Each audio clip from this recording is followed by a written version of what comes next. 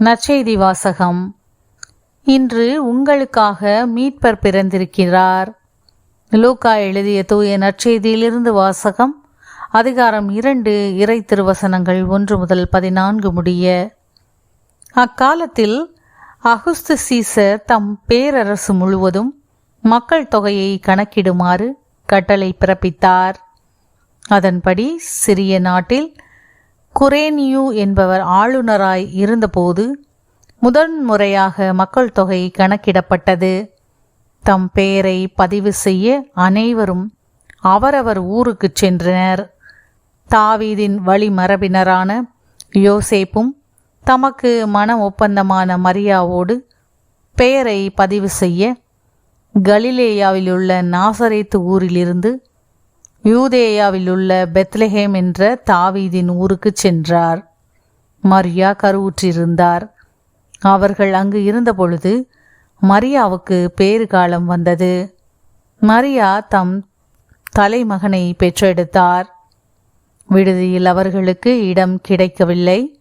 எனவே பிள்ளையை துணிகளில் பொதிந்து தீவன தொட்டியில் கிடத்தினார். அப்பொழுது அப்பகுதியில் உள்ள வயல்வெளியில் இடையர்கள் தங்கி இரவெல்லாம் தங்கள் கிடையை காவல் காத்து கொண்டிருந்தார்கள். திடீரென்று ஆண்டவருடைய தூதர் அவர்கள் முன் வந்து நின்றபோது ஆண்டவரின் மாட்சி அவர்களை சுற்றி ஒளிர்ந்தது. மிகுந்த அச்சம் அவர்களை ஆட்கொண்டது.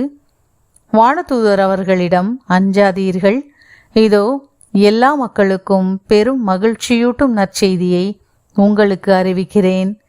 இன்று ஆண்டவராகிய மெசியா என்னும் மீட்பர் உங்களுக்காக தாவீதின் ஊரில் பிறந்திருக்கிறார். அக்குழந்தையை துணிகளில் சுற்றி தீவன தொட்டியில் கிடத்தியிருப்பதை காண்பீர்கள். இதுவே உங்களுக்கு அடையாளம் என்றார்.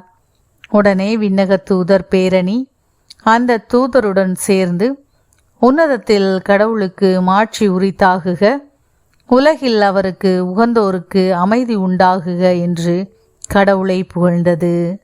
ஆண்டவரின் அருள்வாக்கு. கிறிஸ்துவே உமக்கு புகழ்.